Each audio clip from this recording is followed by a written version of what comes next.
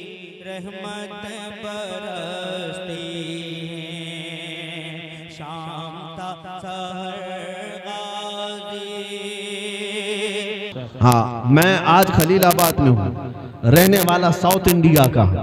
मैंने 2 साल कबल एक छोटी सी मस्जिद में मेरे जज्बात थे एक पाखंडी के खिलाफ, जब वो हुजूर की शान में बक बक बक बक कर रहा था, वहां से हमने ऐलान किया था, ये सोच करके नहीं कि बहुत बड़ी कॉन्फ्रेंस है, हजारों लोग मेरे सामने बैठे हैं, नहीं 50 लोगों के सामने, लेकिन दिल की ये जज्बात थे कि उस खबीस तक ये बात पहुंच जाए। और सिर्फ लफ्ज़ी नहीं, जिस दिन ये वक्त आएगा फकीर मैदान में जरूर उतरेगा। यकीन के साथ हमने पुकारा था। 1 महीने के बाद पता चला कि हमारे ये जुमले सिर्फ हमारे मोहल्ले या शहर या मुल्क में नहीं, अमेरिका वाले भी सुन रहे थे, अफ्रीका वाले भी सुन रहे थे, और हर चप्पे से हमें मैसेजेस भी आए हैं, हर इलाके से हमें खतूत भी आए, उनके पैगामात भी आए। सबों ने कहा वक्त की जरूरत थी और उसके जवाब की जो जरूरत थी आपने दिया।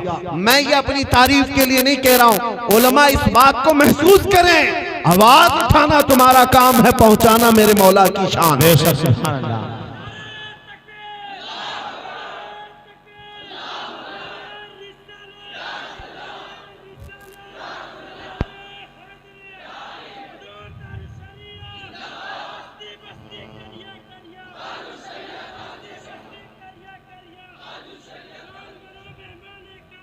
सुभान अल्लाह। मेरे अजीजों, आज के हालात से खौफजदा होने की क्या जरूरत है?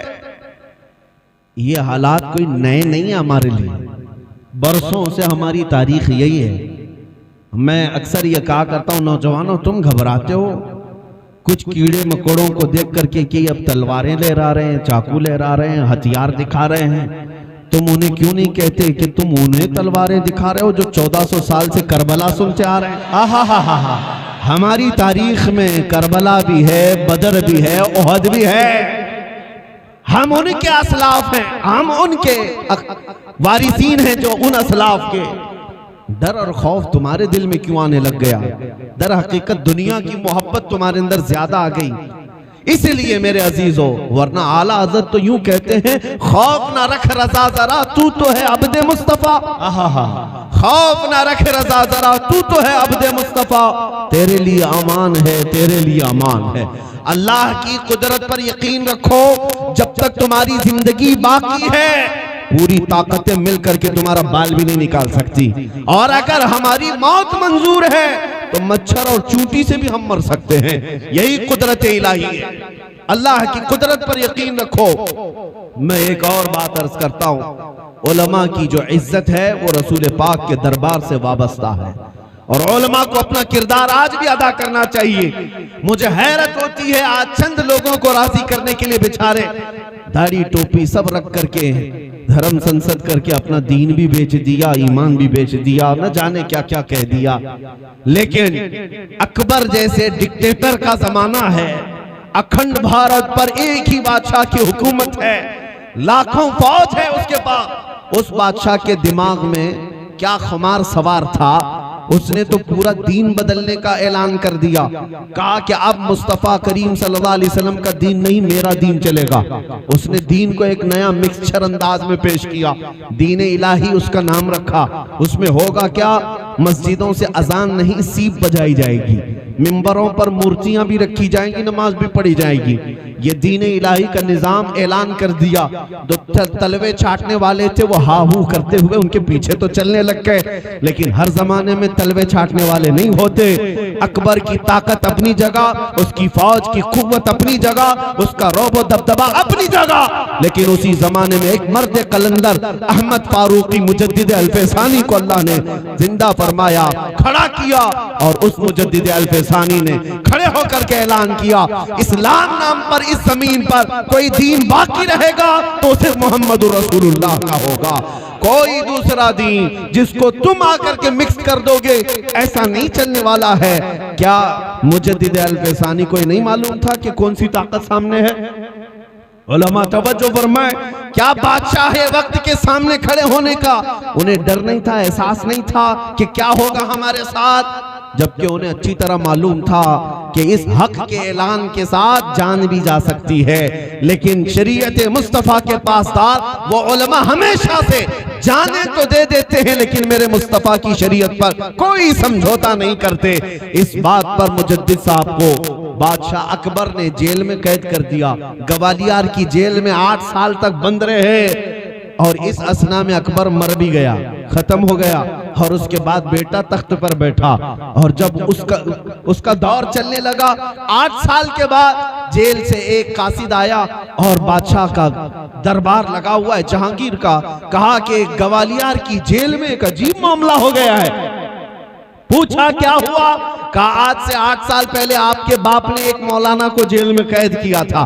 किस बात पर? कहा दीन इलाही को उसने खत्म करने की बात की, इस पादाश में उसे कैद किया गया था। बादशाह ने पूछा अब हुआ क्या जेल में? आने वाले कासिद ने कहा उस आलिम ने, उस अहमद फारूकी सरहिंदी ने 8 साल के अंदर जेल में 700 कैदियों को तो आलिम बना दिया है। सुभान अल्लाह।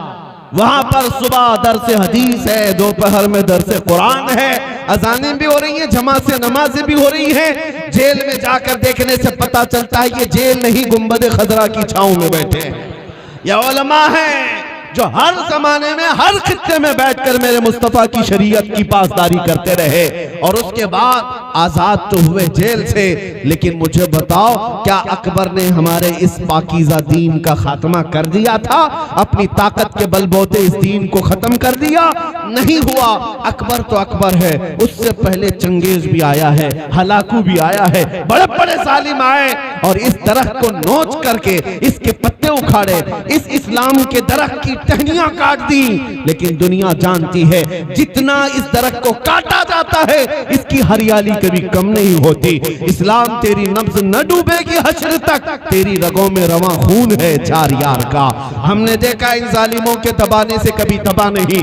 उसकी एक वजह यही है कि उलमाए हक हर जमाने में रहे। अल्लाह करीम हमारे जमाने में भी उलमाए रब्बानीयीन जो हक बोलने वाले हैं उनकी क़ियादत हमारे सरों का ताज बनाए। अल्लाह उनको सलामत रखे। अजीज़ान गिरामी वक़ार, इन्हीं उलमा की इज्जत दुनिया में भी है और आखिरत में भी है। बाकी जो तलवे छाटने वाले हैं उनके बारे में इमाम गजाली ने सच लिखा है, सच लिखा है। वो मौलवी जो दुनिया वालों को राजी करने के लिए खुशामदी करता है, चापलूसी करता है, ये सेठ साहब राजी रह जाएं, हाँ फला नेताजी राजी रह जाएं, ये राजी हो जाएं तो मेरा भी घर चलेगा, पेट भी चलेगा। उसके बारे में इमाम गजाली ने फरमाया ऐसा आलिम उस मक्खी से ज्यादा गलीज है जो पखाने पे बैठती है। वो अपना दीन लेकर के किसको बेचने चला गया? इश्तरो बिही समनन खलीला, जिनके बारे में कुरान में कहा गया वो यहूदी उलमा थे। लेकिन उनकी सिफत पर आज भी अगर कोई इस तरह की हरकतें करता है, मेरे अजीज उलमाए हक को अल्लाह ताला ने अमानत के साथ भेजा है कि तुम अहले हक में से हो और शरीयत मुस्तफ़ा को डंके की चोट पर ऐलान करते हुए बयान करो।